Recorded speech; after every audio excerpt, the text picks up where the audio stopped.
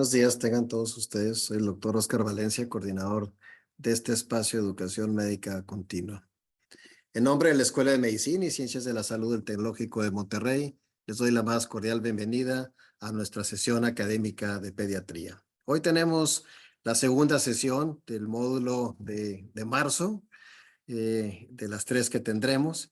Hoy tendremos al doctor Hilario Blasco Fontecilla con el tema de bienestar emocional en la infancia y adolescencia. Un tema que realmente a todos nos interesa y siempre hablamos de bienestar y qué entendemos por bienestar y si el bienestar es una cosa que debe ser constante y no tiene cabida ni la tristeza, ni el enfado, ni ninguna otra emoción. Y de eso pues nos hablará el doctor Hilario Blasco.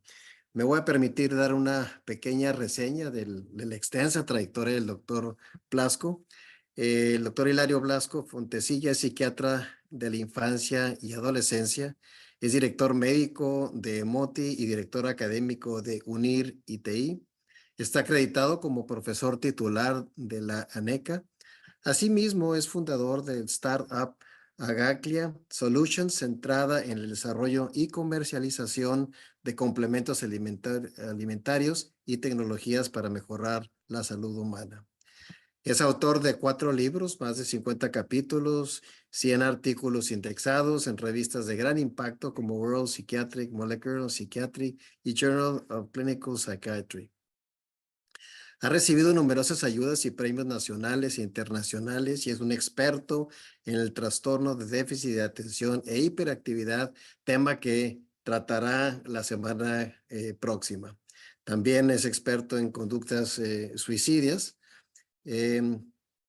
Sus trabajos de investigación se caracterizan por ser disruptivos, como demuestran sus investigaciones sobre el uso terapéutico del ajedrez y de los juegos serios en el TDA o en la hipótesis de adicción suicida. Ha realizado también investigaciones punteras relacionadas con el uso de azafrán en el tratamiento de TDA o la importancia de metabolismo en la histamina y el enzima diaminio oxidasa en también el trastorno de déficit de atención.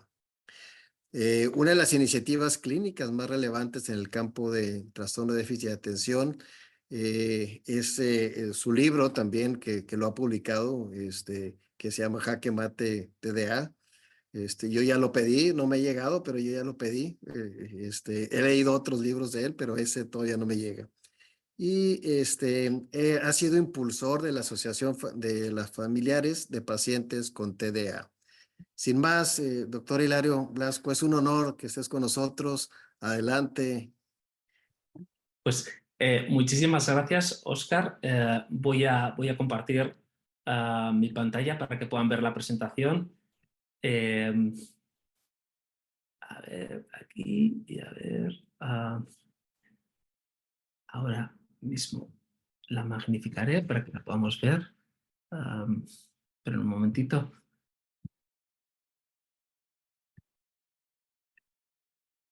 A ver, ahora, acá. Vale, ya lo tenemos.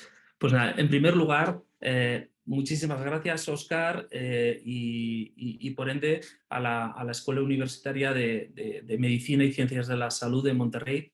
Y es para mí y para todos mis compañeros, ¿no? La presentación que hoy voy a realizar tiene el trabajo de muchísimas personas. Somos un gran equipo de personas centrados en mejorar el bienestar emocional de los niños y adolescentes. Y espero compartir con ustedes algunas de las reflexiones que nos han llevado a lanzar esta gran startup que es Emoti y que, bueno, pues que da una vuelta a la manera de pensar de la salud mental de las personas, de los niños y de los adolescentes y de los adultos jóvenes.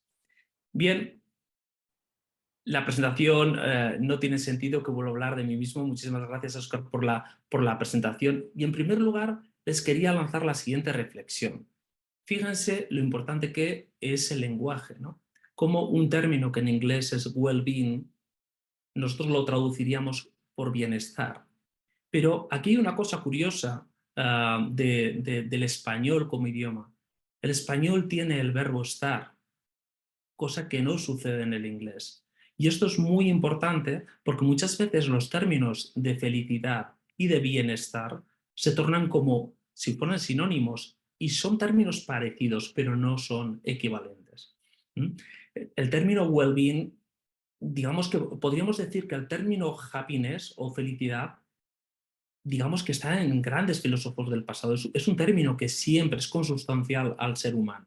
Mientras que el término de bienestar, de well-being, es un término que ya se acuña alrededor del siglo XVI, XVII y sobre todo cuando se empiezan a generar los estados de bienestar en el siglo XVIII. Les he puesto una fotografía de nuestro gran filósofo español, Ortega y Gasset, que acuñó el término "yo soy yo y mi circunstancia", que hace referencia en realidad a esto, ¿no? A la importancia de los factores externos ambientales para explicar el sentido de estar, ¿no? Y por eso cuando Oscar señalaba de continuamente estamos felices, no, eso sabemos que es imposible. La felicidad es un estado puntual, ¿vale? Mientras que digamos, el concepto de bienestar hace referencia a algo más sólido, más continuado en el tiempo. En esta publicación se puede ver cómo efectivamente se diferencian ambos términos y fíjense en esta parte inferior de la gráfica cómo, a pesar de ser un país mucho más rico, Estados Unidos, su vecino del norte, sin embargo, su estado de bienestar es mucho más bajo que el de Francia, que tiene una renta per cápita menor que la estadounidense, ¿no? Y aquí es un concepto muy importante para explicar muchas veces por qué alguien quiere vivir en un determinado país, ¿no? Fíjense el mundo que estamos construyendo, un mundo en el cual nos aseguran que ser feliz cuesta muy poco, que es fácil. Es decir, nos están bombardeando continuamente con ideas equivocadas. Es decir, la felicidad todos sabemos que no se puede comprar. Sin embargo, hay quien nos quiere hacer pensar que puede ser así, ¿no? En relación con esto, pues como se pueden imaginar, yo escribí este ensayo precioso sobre la novela de Aldous Huxley, una de las grandes distopías, en el cual, pues bueno, efectivamente, sobre la medicalización de muchos trastornos, ¿no? Y que las personas para ser felices continuamente tenían que estar tomando soma, una especie de equivalente de antidepresivo que podríamos decir hoy en día, ¿no? Y ahí ya, fíjense que el contexto de la definición de salud de la cual somos deudores, el germen es en 1946-1947, que es cuando salimos de la Segunda Guerra Mundial y la Organización Mundial de la Salud lo que quiere representar con su concepto de salud es que no es solo la ausencia de enfermedad, sino que para uno estar sano tiene que estar bien socialmente, tiene que estar bien emocionalmente y tiene que estar bien físicamente. Y esto es muy importante porque entronca con el concepto clásico de mens sana in corpore sano. Una persona para estar sana tiene que estar sana físicamente y mentalmente.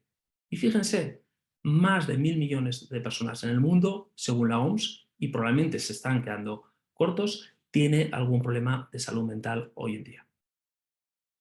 También les quiero comentar un experimento de gran relevancia, el experimento conocido como experimento Rosenham. Aquí tienen al gran investigador y fíjense qué estudio más maravilloso. Bien, Rosenham lo que hizo es que 8 personas normales, él se incluyó entre esas 8 personas normales, tenían la consigna de ir cada una de ellas a un hospital diferente, a un hospital psiquiátrico, y decir simplemente que estaban oyendo voces perturbadoras. Pero por lo demás su comportamiento tenía que ser rigurosamente normal. Bueno, todas fueron ingresadas, 7 fueron diagnósticas de esquizofrenia y una de ellas de trastorno bipolar. Y todas fueron obligadas a tomar tratamiento farmacológico. Ningún sanitario sospechó que alguno de ellos podía estar simulando o que pudiera ser un actor. Sin embargo, algunos de los pacientes ingresados dijeron, aquí hay gato encerrado, aquí está pasando algo, ¿no? Y bueno, fíjense, aunque después de empezar el experimento, ¿qué hicieron todos? La consigna era, oye, mira, que esto es un experimento, que es que yo no estoy mal, no me pasa absolutamente nada, te estaba mintiendo cuando te dije lo de las voces perturbadoras, pues ninguno consiguió ser dado de alta. Y solo fue dado de alta el paciente cuando aseguraba tener una enfermedad mental y se comprometía a continuar el tratamiento. ¿Por qué les pongo esto? Porque el límite de qué es o qué no es enfermedad mental lo marcamos con cada sociedad. Y es un límite que puede ir variando. Si se fijan ustedes en el DSM, cada vez hay más trastornos de salud mental, más de 250 trastornos en la actualidad, ¿no? Y eso va a ir variando con la sociedad. Pero lo que probablemente no va a variar es el concepto de lo que pensamos que es el bienestar y la felicidad. Bien, les voy a contar una anécdota personal aquí. ¿Por qué el bienestar emocional? Y ven ahí en color azul y por qué no.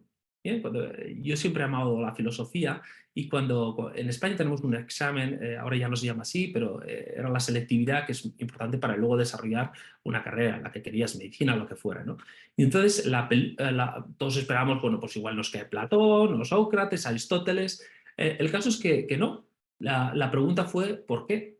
Y claro, pues todos ahí estábamos continuamente, unos grandes textos, haciendo alusiones a los grandes filósofos, y la persona que obtuvo una mejor calificación en toda España fue una persona que se atrevió a responder a la pregunta ¿por qué no? Esto es lo que les quería representar, ¿por qué no al bienestar emocional? Porque este es el giro copernicano que estamos dando desde Emoti y Unir y Take, como veremos posteriormente. Yo creo que nadie puede negar que hoy en día tenemos una gran epidemia de problemas de salud mental en nuestros niños y adolescentes. Y les quiero lanzar la siguiente pregunta para que vayan reflexionando.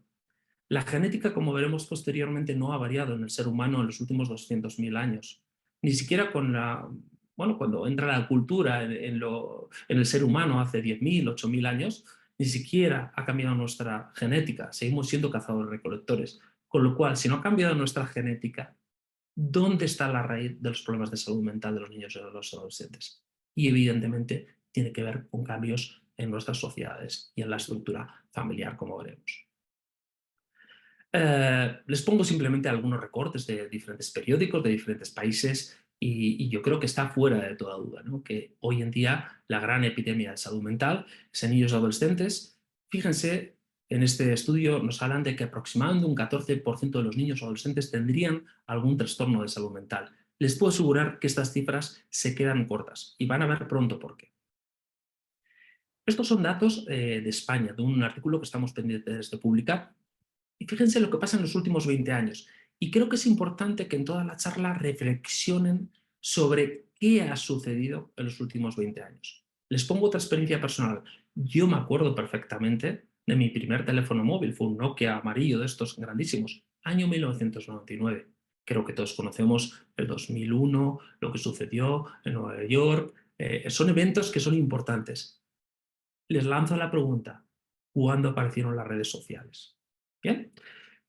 El caso es que tenemos que aquí en España, pues hace 20 años había más de 100.000 ingresos por causas, todo tipo de causas orgánicas. Fíjense que han ido disminuyendo. Y sin embargo, lo que ha ido sistemáticamente aumentando son los ingresos por motivos psiquiátricos. Hemos pasado de un 4% a prácticamente un 10%. Es decir, 1 de cada 10 adolescentes en España en estos momentos está ingresando por un problema de salud mental. Y si tuviéramos que elegir uno o dos problemas de salud mental, yo les diría dos. Uno, las conductas autolesivas que incluyen las autolesivas no suicidas, es decir, que no buscan una finalidad de suicidio y los intentos de suicidio. Y dos, uno de los principales motores o causantes de estas conductas autolesivas en los adolescentes, el acoso y el ciberacoso.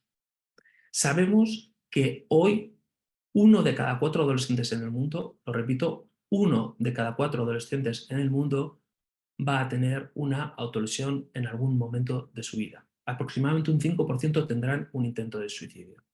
La inmensa mayoría de ellos nunca van a recibir psicoterapia ni ninguna asistencia por ello.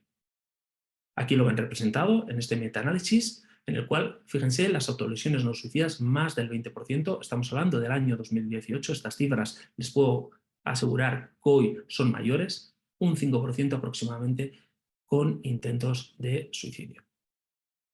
Otra gráfica en la que podemos ver cómo el suicidio consumado se está erigiendo como una de las principales causas de mortalidad en los adolescentes en todo el mundo. De hecho, hoy por hoy, en los adolescentes y en los adultos jóvenes es la segunda causa de mortalidad.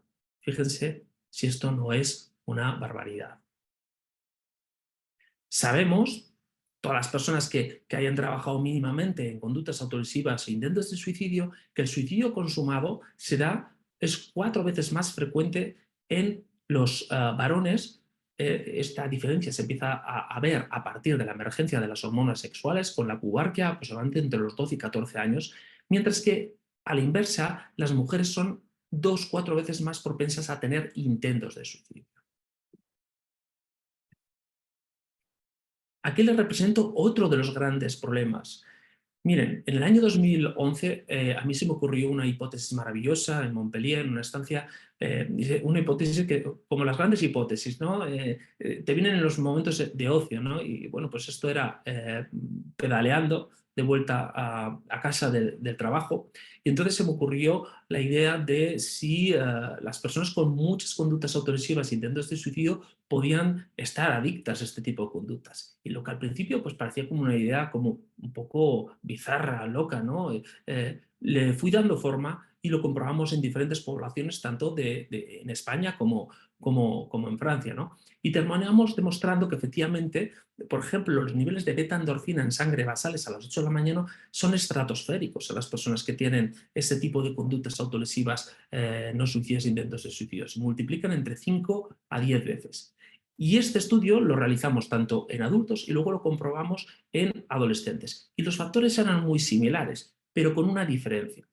En los adultos, solo, entre comillas, un 10% de los adultos que tenían intentos de suicidio terminaban generando esta adicción suicida. Mientras que en los adolescentes lo que nos encontramos es que el 70-80% de los adolescentes la generaban.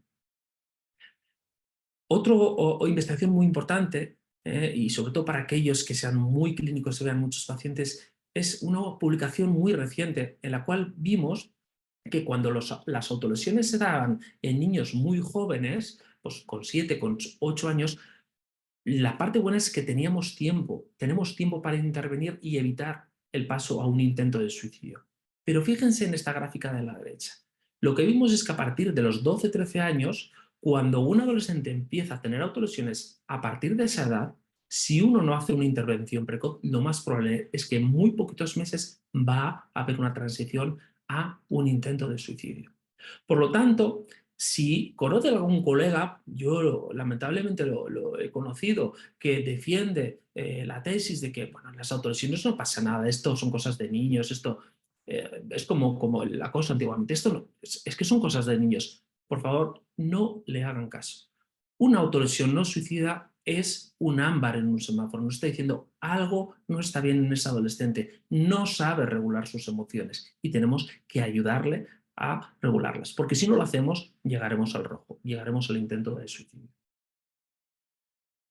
Aquí les pongo un poema de William Wordsworth para hacer referencia a esta aserto que es totalmente cierto, ¿no? The child is father of the man. Esto es ciertísimo en salud mental. Sabemos que aproximadamente entre el 50 y el 70% de los trastornos de salud mental que se van a ver en los adultos ya tienen su raíz en los niños y en la adolescencia. Fíjense la importancia. Las consecuencias pueden ser muy variopintas, problemas de salud mental en la edad adulta, pero no solo eso, un bajo nivel socioeconómico, conductas de alto riesgo, consumo de sustancias, pues, familias disfuncionales, maltrato, etcétera, etcétera. Más madera. Tenemos aquí uno de los principales causantes de malestar en los adolescentes. Aquí hay dos conceptos que es importantísimo y que saben mejor que yo. Todos sabemos de la importancia de la familia, de que un niño crezca en un ambiente amoroso, enriquecido, que se sienta querido.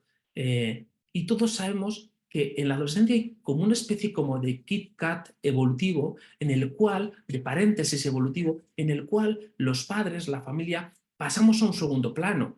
Muchos adolescentes parecen estar enfadados con nosotros, como que no nos quieren, no es verdad. Pero para ellos en ese momento evolutivo la naturaleza marca que es fundamental que estén bien socializados. Y por eso, fíjese en este artículo, un metaanálisis que publicamos recientemente, en el cual, fíjense qué datos. Primer dato importante a llevarse a casa. El ciberacoso es más pernicioso que el acoso tradicional.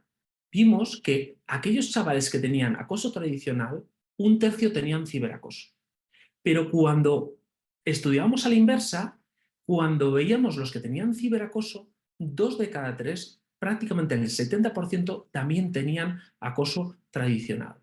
Y esto es muy importante porque fíjense en este gráfico, tanto el acoso tradicional como el ciberbullying, el acoso cibernético, aumentaban el riesgo de depresión, de ideación autolítica, autolesiones y de intentos de suicidio, pero era más pernicioso el ciberacoso. Y cuando se daban los dos, fíjense que se multiplicaba hasta por 8 el riesgo de tener intentos de suicidio. Fíjense la relevancia de este acto. Con lo cual, si van a la página de la OMS, verán que tiene un apartado específico en el que señala y pone artículos como el que les señalo aquí, en el cual nos insiste en la importancia de fomentar el bienestar en los adolescentes. Bien, estarán conmigo, ¿no? Esta frase seguramente en México también la han oído muchas veces de sus padres, ¿no? Es el mundo de color de rosa. Siempre nuestros padres diciendo, no, no, el mundo no es de color de rosa, el mundo tiene muchas dificultades, también cosas muy maravillosas, pero es un camino maravilloso que tenemos que ir sorteando un montón de dificultades, ¿no? Fíjense el mundo que estamos generando para nuestros menores. A mí me gusta siempre decir que no me cambio para nada, no cambio mi infancia.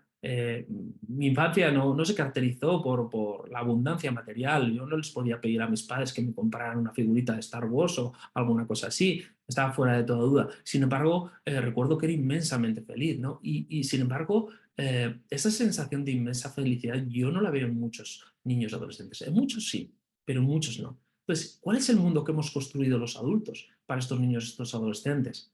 Estarán conmigo que hay un proceso de secularización, es decir, antes la gente pues, tenía unos valores religiosos o laicos, pero tenía unos valores. Hoy el principal centro, podríamos decir, de culto, si me permiten la expresión, son los centros comerciales. Y fíjense, las catedrales están erigidas de tal manera que están realizadas para pervivir en el tiempo. ¿Cuántos de los centros comerciales durarán más de 50 años en pie? Piensen en ello. Hemos pasado de sociedades en los años 50, los valores tradicionales se fomentaban, a una sociedad que cada vez se parece más a Blade Runner, ¿no? Ya no os digo, ¿no? Con la potencialidad del ChatGPT, de la inteligencia artificial, pero también como sus creadores, Robert Altman, entre ellos, nos están previniendo, ¿no? de los peligros de la misma. No sabemos muy bien hacia dónde vamos en estas sociedades líquidas, como decía Bauman, pero sí les quiero señalar una cosa muy importante, una reflexión. En los años 50-60 del siglo pasado se hablaba, la riqueza era el oro negro. Hoy se habla que el oro negro son los datos. Fíjense, yo creo que si queremos invertir en algo realmente valioso, es en el bienestar de los niños y de los adolescentes. Y posteriormente verán por qué. Es decir, son mucho más valiosos que los datos. Les pongo aquí un collage. ¿Por qué? Porque representa el posmodernismo. Todavía somos deudores del posmodernismo. Y el collage, el posmodernismo se caracterizan por un concepto crítico, que es el concepto de destrucción creadora. El mundo que creamos para nuestros niños y adolescentes se caracteriza porque continuamente tenemos que estar destruyendo para construir. Destruimos y construimos. Les pongo un ejemplo lingüístico. Hace unos años en España se puso de moda de repente la palabra metrosexual. Si no mencionabas esa palabra parecía que estabas totalmente fuera de liga, ¿no? Nadie usa esa palabra hoy en día. Enseguida, y por eso es muy importante algunos fenómenos culturales que se dan con una emergencia muy, muy importante. Muchas veces lo que uno tiene que tener es la tranquilidad de pararse, sosegarse, no hacer nada, porque desaparecerá. Bien, nuestra sociedad la caracteriza también el tengo luego existo, ¿no? Esta frase que me decían tanto mis padres, tanto tienes, tanto vales, ¿no? Y que tiene que ver con la cultura española del siglo XVI y XVII. Es decir, hoy en día estamos acostumbrados a comprar todo aquello que deseamos. El regalo estrella en muchas comuniones en España durante muchísimos años ha sido un teléfono móvil de alta gama, teléfonos mucho más caros que los que tienen los propios padres, ¿no? Eh, ¿Qué está generando todo esto? Está generando una gran sensación de inseguridad y de miedo, pero no solo entre los adultos. Los niños están totalmente atemorizados por lo que entran por sus pantallas, ¿no? Hoy por hoy, después de que el péndulo de Foucault nos haya llevado ay, qué bonito es tener un ordenador de última gama, afortunadamente estamos empezando a vernos también del efecto nocivo de las nuevas redes, ¿no? Y de los nuevos teléfonos, y estamos yendo, por lo menos en España, afortunadamente, a un mayor grado de equilibrio y de poner límites a esta cultura denodada de las redes sociales, ¿no? Los padres que queremos un riesgo controlado, pero eso no existe con la vida. ¿Mm? Me encantaría que estuviera vivo Giovanni Sartori, ¿no? El gran escritor, filósofo que escribió esta pequeña joyita, El Homo Videns, la sociedad teledirigida. Me encantaría conversar sobre él, qué pensaría sobre las redes sociales. Es un libro maravilloso, pero que claro, él lo escribió en el mundo de la televisión como un medio con un gran potencial, pero al final como un vehículo para la propaganda y para el consumismo, ¿no? Pues esto está magnificado, evidentemente, con las redes sociales, ¿no? Somos una generación, en palabras del periodista francés Miralles Nespresso, todo rápido, todo rápido. El otro día tardé más de 10 minutos en contestar a una paciente y bueno, ya parecía el fin del mundo, ¿no? Para una cosa que no tenía ninguna importancia, ¿no? Es decir, sabemos que las imágenes han triunfado. Es mucho más importante la imagen que la palabra. La gente no piensa. Lo que se llama el pensar de vagar, despacio, la gente no ejecuta, pero no se para a pensar, porque mucha gente no lee y está perdiendo la capacidad para leer. Hay cada vez un descrédito mayor de la autoridad. Hace 40, 50 años ningún padre se le ocurriría posicionarse de parte de su hijo, aunque tuviera razón su hijo, si había hecho alguna trastada. El posicionamiento lo teníamos con los adultos, ahora es al revés, le pones una denuncia al profesor, te metes ahí, es decir, te posicionas del lado del niño. Y claro, estamos dejando desarmados tanto el sistema educativo como el sistema sanitario, ¿no? Queremos soluciones inmediatas, nos aburrimos con todo. Bien, en España hemos tenido mucha suerte con nuestros grandes escultores. Aquí ven representada una gran escultura de Chillida, ¿no? Chillida podría ser nominado como el escultor del vacío. Y si se fijan ustedes, los actores lo que representan son historiadores, lo que representan es el mundo que viven bajo un prisma, ¿no? Y Chillida lo que representó es el vacío de la última parte del siglo XX.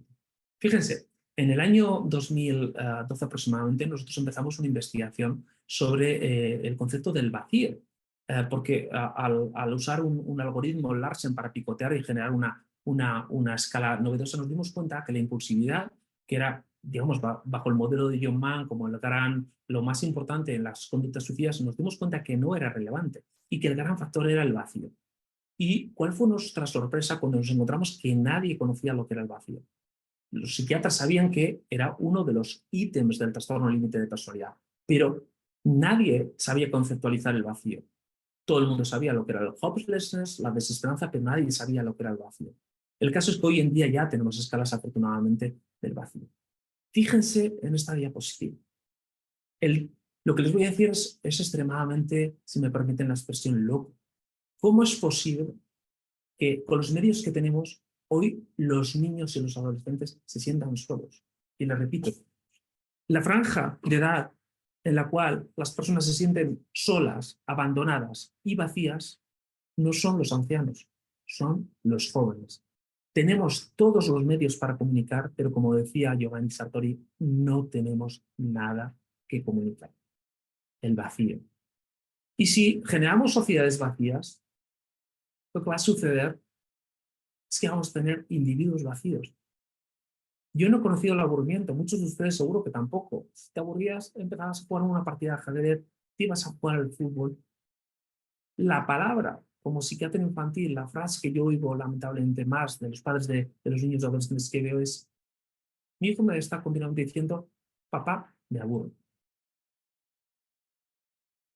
Bien, ¿qué podemos hacer? ¿Podemos hacer algo? Por supuesto que podemos hacer. Como rezaba el título de ese libro, ¿no? El Dios de las pequeñas cosas. Las pequeñas cosas hacen grandes transformaciones y todos podemos hacer pequeñas cosas.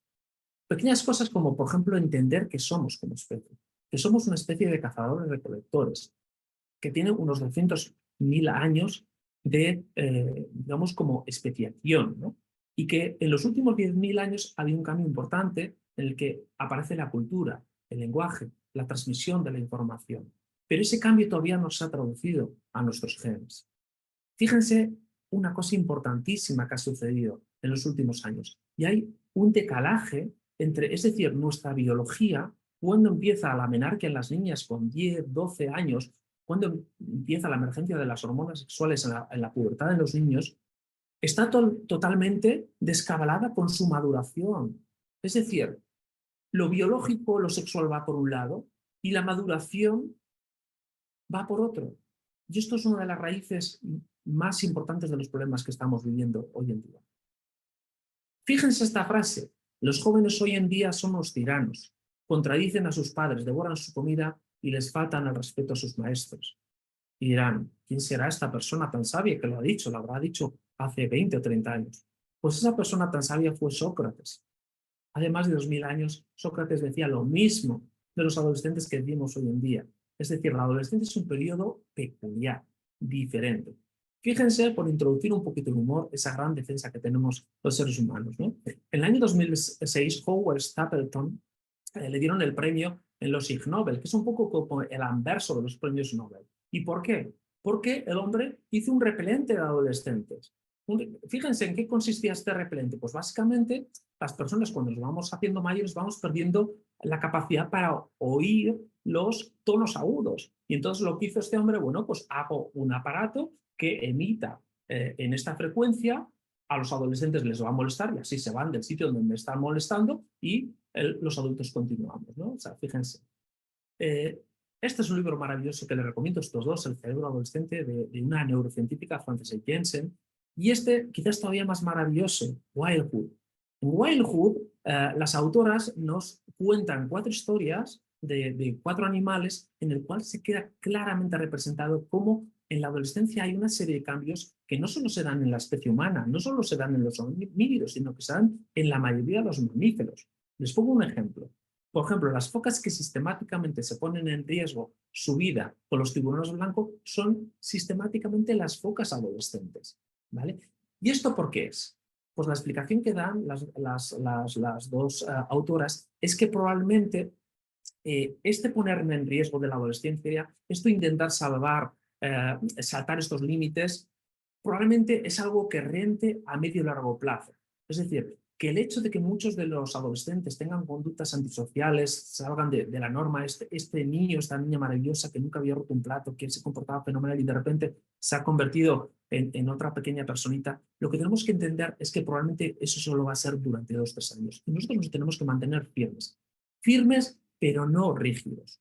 Los estilos militares o el estilo paso de mi hijo, tiro la toalla, eso son máquinas de generar antisociales. Lo importante es mantener unos límites, pero siempre con amor. Nunca puede faltar.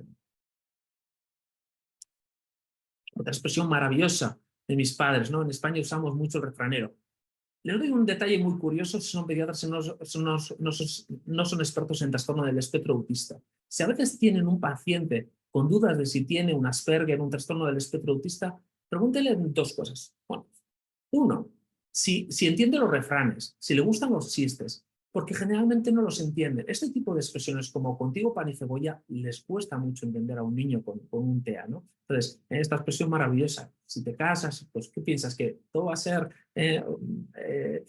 contigo pan y cebolla? No, los matrimonios, las relaciones tienen muchas dificultades, pero eso es lo bonito también, ir salvando las dificultades que la vida nos va poniendo, ¿no? Fíjense, más demostraciones de que nuestros adolescentes no lo pueden hacer de otra manera. En color azul está representado el proceso de maduración. El proceso de maduración cerebral empieza en la parte occipital y termina en la parte prefrontal. ¿Esto qué quiere decir?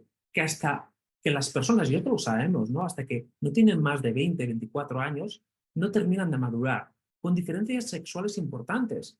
Las mujeres maduran antes. Y esta ilusión que tenemos los adolescentes, cuando, ay, pues que me gusta fulanita y era de tu misma edad, no tenías ninguna posibilidad, porque esa niña estaba pensando en un chaval de 3, 4 años mayor que ella. Y fíjense, hay personas, les diré, que nunca llegan a tener un cerebro madurativo. Por ejemplo, el ejemplo gracioso de la familia Simpson, ¿no? Homer Simpson, pues es un adulto con TDA, como veremos la próxima semana, cuyo cerebro no ha terminado de madurar. Y conocerán personas como yo que, que no tienen, vamos, que no han terminado de madurar, ¿no? Bien. ¿Qué factores son relevantes para un menor, para un niño, un adolescente? Hay muchos, pero los dos más importantes son la estructura familiar, la familia, el amor, y en la adolescencia el estar bien socializado. Un niño que no ha sido maltratado, y cuidado, dentro del maltrato tenemos maltrato, abuso sexual, abuso físico, abuso emocional, negligencia emocional y negligencia física, pero tenemos un nuevo tipo de maltrato que es la sobreprotección. Es decir, los padres tenemos que asumir que en la adolescencia va a haber un cierto riesgo y que a veces hay adolescentes, no digo todos, que van a intentar saltarse sus límites y que eso forma parte del desarrollo del sujeto y que muy probablemente 2 o 3 años después eso va a encauzarse de nuevo. Pero tenemos que entender también que en la adolescencia, para los adolescentes es crítico la sociabilización, el estar con sus amigos. Y fíjense, yo mi recomendación les diría, nuestros chavales necesitan en las escuelas, pero también en los barrios, más contacto social. Cuanto más tiempo estén, y ahí les recomiendo mucho el deporte, no, porque el deporte les quita de las nuevas tecnologías. Cuanto más contacto real tengan, mucho mejor. Los juegos de toda la vida, el ajedrez, estos juegos que han surgido ahora del Dobel y que permiten la interacción, los juegos de mesa, son maravillosos para desarrollar las habilidades sociales y la regulación emocional. Porque no hay nada que le duela más a un menor que, fíjense, este es un ciberball, es un paradigma que usamos en investigación en suicidología. Es decir, cuando un niño o un adolescente se siente excluido, eso es terrible. Es lo que va a motivar generalmente el sufrimiento psicológico y los intentos de suicidio. Cuidado, el acoso escolar en los varones es un acoso físico, pero en las mujeres es un acoso más emocional y es por omisión. Es decir, las niñas con 12, 13 años no es que ataquen a sus compañeras, lo que hacen es las aíslan. Y en el mundo de las redes sociales lo que ocurre es que las tienen aisladas totalmente y encima ven las cosas, las pobres, que están comunicando sobre ellas. De ahí el gran riesgo de las redes sociales. ¿Qué estamos haciendo desde el grupo Proeduca, desde esta especie de startup que es Emoti y de la mano de Uniditei? Fíjense, Emoti es una clínica fresca en el sentido de que estamos haciendo las cosas de manera muy diferente. Les voy a dar solo algunas pinceladas. El foco de Emoti no es salud mental, es bienestar emocional. El foco de Moti es prevención primaria. Sabemos que de momento tenemos que hacer prevención secundaria y tenemos que hacer intervención, pero nuestro foco es ir a preescolar y a los primeros años para hacer prevención primaria. Fíjense, estamos introduciendo un concepto, muchos, ¿no? Pero les voy a mencionar 2 conceptos muy novedosos. Un servicio de asistencia a las familias, un servicio integral de formación y de asistencia a las familias, y nos estamos introduciendo con esta herramienta en los colegios. Porque fíjense, una cosa muy buena que tiene el mundo postmoderno, este mundo líquido que Zygmunt Bauman nos refería, es que hoy en día no está claro dónde está el límite de educación, salud, ¿vale? Y lo que la OMS ha marcado claramente es que el sitio donde tenemos que intervenir en el bienestar emocional y salud mental de los menores es la escuela. ¿Por qué? Porque pasan un tiempo precioso, la mayor parte del tiempo de la infancia se va a pasar en la escuela, con lo cual tenemos que ir allí a intervenir. Otro concepto que estamos introduciendo en nuestra clínica es un concepto extremadamente novedoso, que es el concepto de consulta de alta resolución. Nosotros estamos, entre comillas, cansados de ver que nos llegan menores que llevan años peregrinando por diferentes clínicas sin un diagnóstico ni una intervención. Y nosotros lo que estamos garantizando es que en una mañana, en una tarde o como mucho en un día, les vamos a dar un diagnóstico de certeza muy, muy eficiente sobre qué le sucede a su hijo o qué le sucede a este niño o adolescente, y desde el día número 1 vamos a hacer una intervención. Trabajamos, como se pueden imaginar, en el medio escolar y tenemos detrás el backup de una gran universidad, la UNIR, y de un equipo de científicos detrás, entre ellos yo, pero muchos otros científicos punteros, ¿no? Que nos dan, digamos, como la estructura, la filosofía detrás de cada intervención que nosotros ponemos en marcha. Entonces, lógicamente, estamos interviniendo en colegios y en institutos, estamos formando a orientadores, profesores, es decir, al personal, estamos usando el lenguaje que necesitan oír los niños y adolescentes, estamos grabando vídeos con pacientes muy jóvenes que les pueden enseñar que hace 2 años estaban ellos en esa misma situación y ese lenguaje llega de manera muy importante a los niños. Estamos trabajando con las familias a través de un concepto que se llama Directo a Padres. Cada mes les damos pequeñas píldoras, pues enlatamos lo que son conceptos de salud mental y de bienestar de manera muy sencilla que puedan entender. Y luego tenemos una clínica física y online para poder asistir a demanda de todos nuestros pacientes. Esto es el servicio de apoyo a las familias que les he mencionado y ya estamos terminando. Me quedan apenas 3 diapositivas. Fíjense la pregunta que les lanzo. ¿En qué etapa de la vida invertirían ustedes su dinero para mejorar el futuro de la educación y el bienestar emocional de sus hijos? Y les pongo la palabra Harvard aquí, ¿eh? Claro, pensarán, esta pregunta va por trampa y voy a votar por la guardería, ¿verdad? Pues hacen bien. Voten por la guardería. ¿Y en qué baso lo que les digo? Pues baso en un artículo que ya se publicó en el año 2006. Mire, yo tengo una carpeta en mis ordenadores que es incunables, ¿no? Que son estos artículos que para mí son fundamentales en la vida del ser humano. Y este es un artículo fundamental, es un incunable, ¿no? Es un artículo delicioso de 3 páginas en el cual desgranan los autores pequeños estudios, cada uno de ellos que ha representado una realidad de gran relevancia. En este pequeño estudio, lo que nos demuestran es que básicamente cuando intervenían en niños de aproximadamente unos 6-7 años, niños de origen sudafricano en Estados Unidos y bueno, pues, de un medio empobrecido, fíjense lo que pasó. Lo que pasó es que cuando estos individuos tenían 40 años, se dieron cuenta que el retorno económico, es decir, por cada dólar que habían invertido, habían retornado más de 9. ¿Vale? Fíjense la importancia. Pero se dieron cuenta también de las limitaciones del programa. Se dieron cuenta que, por ejemplo, que había factores como, por ejemplo, la inteligencia, que ya era muy difícil variarlas a partir de los 6 años. Se dieron cuenta de otra cosa todavía más importante, que el resultado, digamos, el dónde llegaban las personas, no era determinado tanto por la inteligencia, sino por otros factores como eran los factores que nosotros estamos implementando en nuestro programa terapéutico de la mano del Harvard Full Sim Program. Tenemos mucha colaboración con Tyler Vanderbilt, digamos, la persona que aboca por este abordaje. Fíjense, lo que determina el éxito de las personas en la vida no es tanto la inteligencia, sino como los valores, la persistencia, la motivación, el tesón. Eso es lo que demostraron también en otra de las publicaciones recogidas en este estudio. Fíjense, 4 detalles importantísimos de la charla, de este artículo. Se dieron cuenta de la interacción de los genes con el ambiente. Estarán conmigo que ustedes no pueden variar la estatura, su color de piel, el color de los ojos. Los genes nos vienen dados, no los elegimos, pero sí podemos modular nuestro ambiente. Hay cosas del ambiente que podemos modificar, otras no, pero muchas sí que las podemos modificar. Y esto es lo importante. Y los adultos, el mundo que les legamos a los niños lo podemos modificar. Podemos modificar la propaganda, podemos modificar a qué edad le regalo o le permito tener acceso a una red social a mi hijo. Todo esto son cosas que el mundo de los adultos se lo debemos a los niños y tenemos que regularlos. Les confieso, probablemente el peor error que he cometido como padre es entregar a mi hija con 12 años un móvil. Si pudiera volver el tiempo atrás, jamás lo haría, jamás. Mínimo 16 años para arriba. Segundo detalle, las reglas del neurodesarrollo siguen una jerarquía. Y esto es importante porque si tú no desarrollas un lenguaje, ¿cómo te vas a sociabilizar?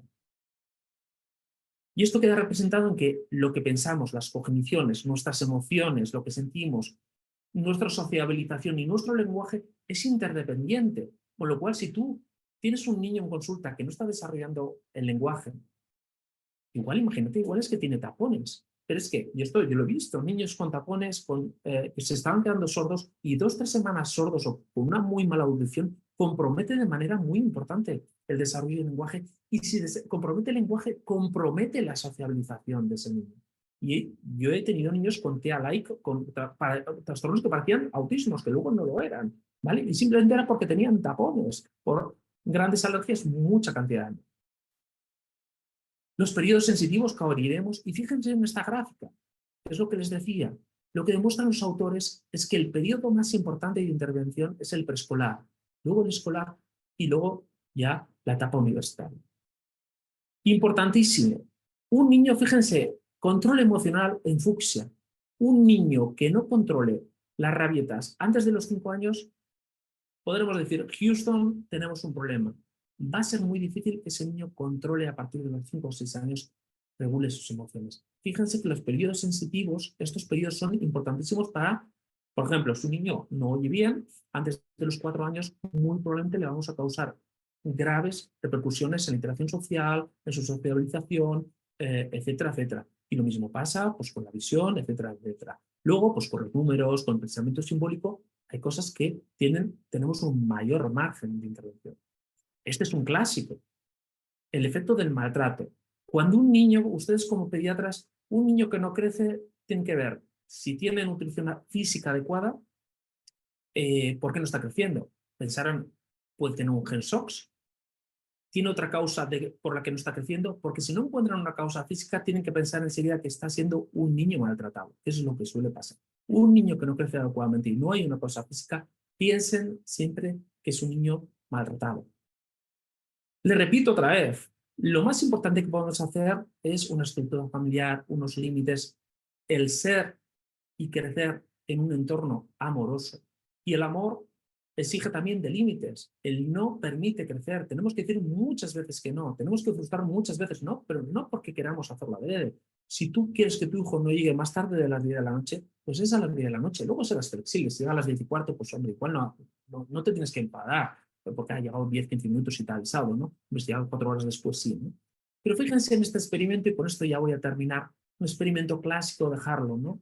Fíjense, sistemáticamente los monitos recién nacidos siempre elegían a la mamá de felpa a pesar de que no tenía leche. Quédense con esto. El principal nutriente del ser humano no es algo físico, no es la nutrición, la leche, es el amor. Con el amor conseguiremos el bienestar emocional que necesitan nuestros niños y nuestros adolescentes. Muchísimas gracias. Muchísimas gracias, Hilario, por esta presentación tan extraordinaria que nos da muchas luces para, pues, para nuestro quehacer como médicos y nuestras recomendaciones que tenemos que hacer a los padres. Y también muchos de los comentarios que han expresado a través del chat, te felicitan por estos conceptos y también aprueban que efectivamente ellos como papás también lo hemos vivido, ¿verdad? Y coincidimos contigo con esos conceptos. Hay muchísimas preguntas, voy a tratar de hacer, tenemos escasos 9 minutos para contestarlo. Y estas generaciones que vivieron una pandemia, donde se les coartó su socialización y posiblemente se exacerbó la dependencia de los medios digitales en redes sociales. ¿Cómo remediar esos factores de riesgo? Clarísimamente, deporte y tenemos que volver al concepto de vivir en la calle, ¿vale? Se nos ha generado un miedo probablemente infundado de que el entorno alrededor de nuestras casas puede ser un entorno peligroso. No es cierto en la mayoría de las situaciones. O sea, el contacto real es insustituible. Las personas, es decir, las nuevas tecnologías permiten esta maravilla que hoy podamos estar ustedes allá, yo acá, y estamos teniendo una conversación, una práctica maravillosa. No lo podríamos hacer sin las nuevas tecnologías. Las nuevas tecnologías per se no son perversas, no son malas, pero son herramientas. Lo que no podemos convertir nunca en una herramienta es en un fin en sí mismo. Un niño que se pasa 8 horas en una tablet, en un móvil, esa herramienta ya no es una herramienta, es un fin en sí mismo. Entonces, tiene que haber limitación. Los niños tienen que aprender que solo pueden tener el acceso a los móviles a determinada edad y un determinado tiempo. Y cuando hagan el experimento con sus hijos, en cuanto aparece una bola de fútbol, aparece la posibilidad de una interacción, de jugar, un juego de mesa, desaparecen los móviles. Y es lo que tienen que hacer. Aquí hay que ser más inteligente que los chavales. Hay que ponerse en la cabecita de ellos y decir, oye, pues yo qué quiero, quiero que esté con sus amigos. Voy a invitar a un amigo o una amiga a casa que vengan, hago una merendola, ¿vale? Y así desaparece la necesidad del móvil. Es decir, tenemos que fomentar esto, porque si no el recurso fácil es ir al móvil. Y todos como adultos sabemos de lo adictivos que son estos dispositivos. Deporte, Y, deporte y juego. perfecto. Y otro aspecto en cuanto a la lectura, que realmente se está perdiendo en algunos jóvenes y niños, y que como pediatras pues tenemos que promover. ¿Qué nos recomiendas en cuanto a esto? Pues ¿Cómo promover esto? Porque te dicen, bueno, yo sí leo en una tablet, pero ¿qué estás leyendo? claro, pues yo ahí recomendaría, hay series de libros que han sido muy exitosas, adaptadas para niños, ¿no? Por ejemplo, no me sale ahora el nombre del ratoncito este, pues que son unos libros muy adaptados a determinadas edades. Vamos, los libros maravillosos que teníamos de los cinco, de tal, ese tipo de lectura, y por ejemplo los cómics ilustrados, es una manera muy buena, por ejemplo, ¿no? De empezar con una capacidad, digamos, pues de lectura baja, acompañada de cómics, que hay muchísimos cómics maravillosos, y a partir de ahí se va desarrollando un hábito de lectura. Yo creo que hay que facilitarlo, ¿no? En las escuelas, ¿no? Y pues, que se generan debates. Un concepto que es importantísimo, enseñar a pensar. Es importantísimo enseñar a pensar a nuestros jóvenes, porque esto es una herramienta tremendamente poderosa. Y para pensar tienes que leer y tienes que reflexionar. Y luego cambiar el mundo, ¿no? O sea, hay un libro maravilloso bueno, hay muchos libros maravillosos sobre el concepto de pensar despacio, ¿no? Tenemos que volver a ese tipo de concepto, ¿no? Y esto, pues, no hay nada más poderoso para la lectura para un niño que ver que sus padres están leyendo.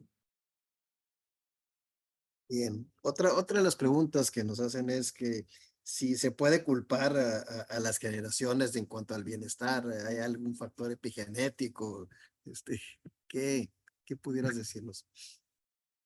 A ver, la epigenética existe, ¿no? Sabemos la epidemia, por ejemplo, que tienen de obesidad en la India, ¿no? Y sabemos que hay traumas familiares que se pueden transmitir a través de la epigenética, ¿no?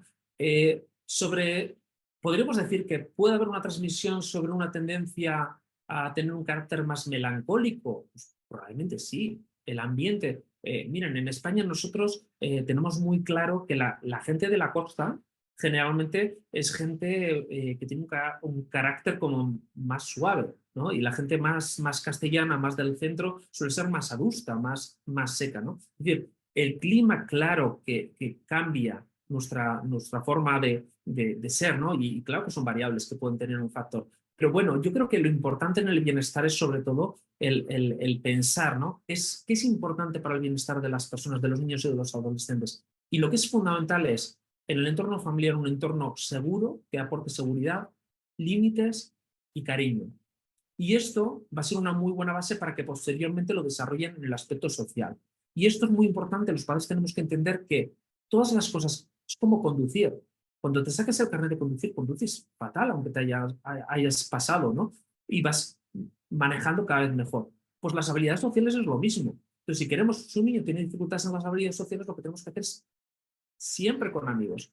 Deportes maravillosos, por ejemplo, si tienes problemas con habilidades sociales, yo recomiendo mucho el ajedrez y el pádel, ¿no? Porque son deportes no masivos y tú vas generando ahí una plataforma, vas mejorando tus habilidades sociales y luego ya, posteriormente, ya te vas a deportes más masivos. Los juegos de mesa. Perfecto.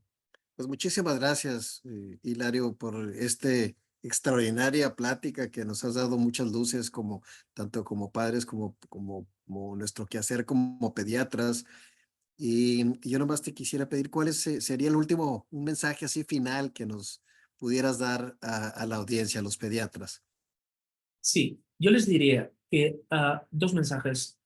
Uno, uh, hoy sabemos que lo único que es pernicioso para el bienestar emocional de nuestros niños y adolescentes es no hacer nada.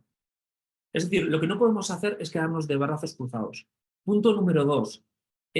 Fíjense, el acoso escolar no es en sentido estricto un problema de salud mental, pero compromete la salud mental de nuestros jóvenes. De verdad, no banalicen en ningún momento el acoso. El acoso hay que erradicarlo. Tenemos programas maravillosos como el programa Kiva que han demostrado, son eficaces al 90%, erradican el mal de raíz, el acoso, y si lo erradicas vas a disminuir sistemáticamente las conductas autolesivas e intentos de suicidio en nuestros jóvenes. Piensen, no podemos admitir como profesionales de la medicina que 1 de cada 4 adolescentes se autolesionen. Eso no es admisible. Tenemos que parar. Muchas gracias. Yo creo que como pediatras tenemos que hacer énfasis y tocar esos puntos en nuestras consultas de todos los días, sobre todo en la consulta de niño sano. Muchísimas gracias, el doctor Hilario Blasco, por esta extraordinaria plática. Estaremos con mucha ilusión de volverte a escuchar la próxima semana. Muchísimas gracias a todos ustedes, a nuestra audiencia. Les recordamos, nos hagan favor de llenar la encuesta de satisfacción. Y la próxima semana será la tercera plática de este módulo, en donde el doctor Hilario Blasco nos hablará del trastorno de déficit de atención e hiperactividad a lo largo de la vida. Muchísimas gracias, que tengan un excelente día.